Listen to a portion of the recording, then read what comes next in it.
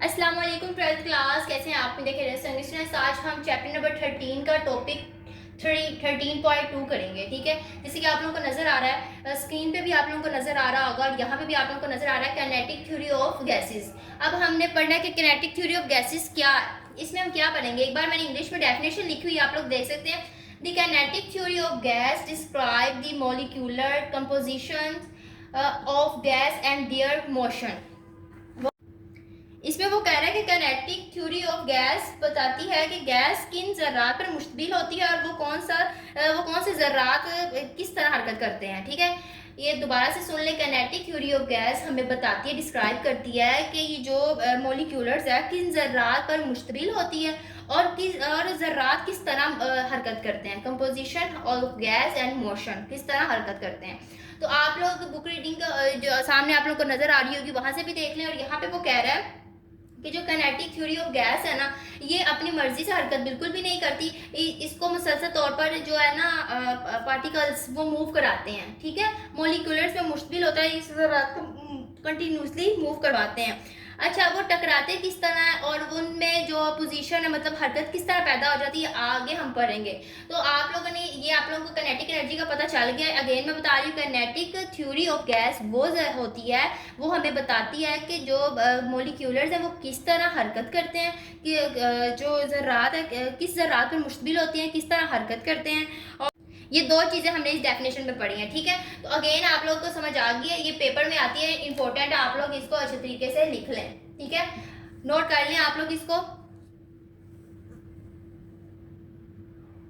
उम्मीद है आप लोगों ने नोट कर ली होगी। नेक्स्ट इसी टॉपिक का दूसरा क्वेश्चन हम पढ़ते हैं, उशमसे। ठीक है, ये इसका मतलब अशमसे का मतलब होता है मफरूज़े। मफरूज़े इंग्लिश उर्दू में कहते हैं। उर्दू में अब इसका मफहूम ये है कि ये वो बातें जो यहाँ पे लिखी हुई हैं जो इंसान पहले से तसव्वुर करके बैठा होता है। फॉर एग्जांपल, हमने ज़रात, मैंने पहले लेक्चर में बताया था आप लोगों को कि ज़रात हम सोचते हैं कि ज़रात कहाँ से आते हैं, ये क्या होते हैं, इसको कोई धकेलता है, ये मूव इसलिए करते हैं, ये चलते इसलिए हैं। तो ये तमाम चीज़ें हम सोच के बैठे होते हैं। ठीक है, तो आज हम पढ़ेंगे कि ये पेपर में क्वेश्चन आ सकता है। ठीक है, ये भी इंपॉर्टेंट, आप लोग इसको भी अच्छी तरीके से लिख लीजिएगा। सबसे पहला है पांच इसको आप लोग देख सकते हैं कि बुक रीडिंग में 5 ही लिखे हुए हैं। Large number of tiny particles, ये हमने पहले लेक्चर में पढ़ा है कि छोटे छोटे ज़र्रात होते हैं वो आपस में टकराते हैं। वो अरबों लाखों करोड़ों तादाद में होते हैं पार्टिकल्स। ठीक है, हमें ये लगता है। दूसरा स्टेप है कंस्टेंट रैंडम मोशन,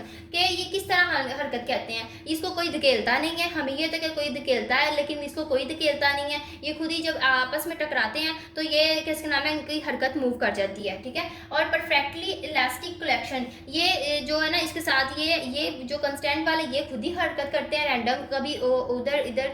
और ये जो है ना इलास्टिक, ये जो बर्तन के साथ जो बर्तन होते हैं, बर्तन की जो दीवार होती है उसके साथ अगर ज़रात ये टकराते हैं ना तो ये अपनी जो पोजीशन है उसको चेंज कर लेते हैं और इनकी जो तवानाई है वो भी ज़ाया नहीं होती। ठीक है, वो अपनी वो उतनी रहती है। वो फॉर एग्जांपल मैं आप लोगों को यहाँ पे बताती हूँ। यहाँ पे आप लोग, ये एक बर्तन बना हुआ है, इसके साथ जरा टकराएंगे तो यहाँ पे टकरा के ऊपर वापिस इधर आ जाएंगे, मतलब यहाँ मूव करेंगे तो इनकी तवानाई को कोई फर्क नहीं पड़ेगा। ठीक है, तो आप लोग को समझ आ गई होगी अच्छी तरीके से। और नीचे 4 वाला है नॉट अट्रैक्शन, नॉट अट्रैक्टिव और रिपल्सिव फोर्स। ठीक है, इसको कोई धकेलता नहीं है, ना कोई इससे टकराता है, ये खुद ही मूव करती है। अगर कोई इसके साथ ज़रा टकरा गया तो उसको अपनी हरकत चेंज कर लेती है, मतलब वो इस तरह जा रही है तो वो इस तरफ हो जाएगी। ठीक है, इसमें ये बताया गया है। और नेक्स्ट स्टेप देख सकते हैं आप लोग, नेक्स्ट आप देख सकते हैं kinetic energy depends on temperature. तो जो ये काइनेटिक एनर्जी डिपेंड करती है, अगर फॉर एग्जांपल गर्मी फुल तेज़ है, धूप बहुत ज़्यादा तेज़ है तो उस पर ज़रात तेज़ी से मूव करेंगे। आप लोग देख रहे होते हैं कि अगर धूप आ रही है तो वो ज़रात ऐसे ऐसे ऐसे ऐसे मूव करते हैं। ये धूप है, अब इसमें से इतने इतने ऐसे ऐसे मूव करेंगे। और जितनी हरकत कम होगी, और सर्दी होगी तो उतने ही ज़रात कम ये मूव करेंगे।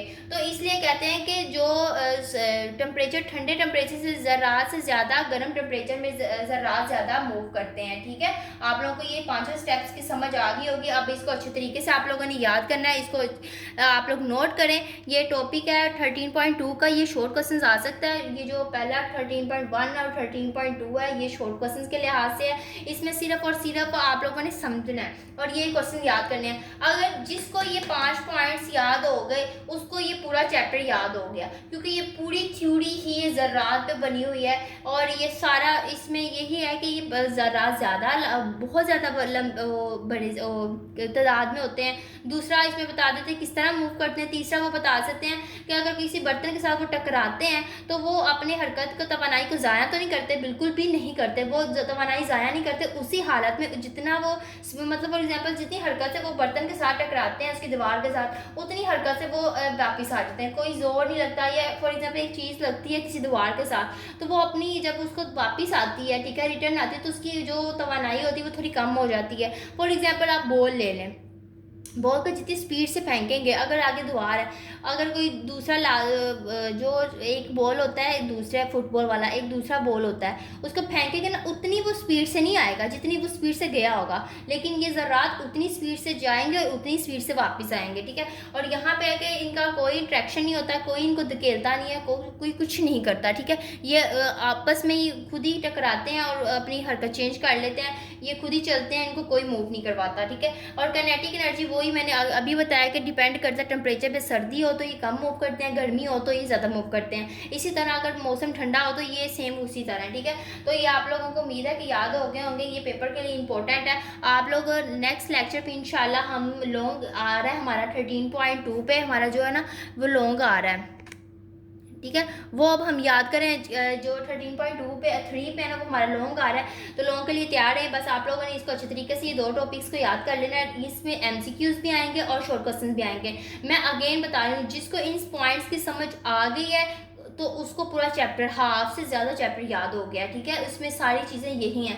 और दूसरी बात यह है कि किसी भी चीज़ का अगर आप लोग को इशू है, ठीक है, तो आप लोग कमेंट में पूछेंगे, इंशाल्लाह मैं ज़रूर रिप्लाई करूँगी। चैनल को सब्सक्राइब करके जाना, लाइक करके देना, शेयर करके जाना है। तो अभी तक जिसने ये फर्स्ट लेक्चर नहीं देखा तो वो फर्स्ट लेक्चर देख ले, और उसके बाद नेक्स्ट लेक्चर भी जब तक आप लोग वीडियो देख रहे हो मैं दे दूँगी। मिलते हैं नेक्स्ट वीडियो पर, तब तक के लिए अल्लाह हाफिज़।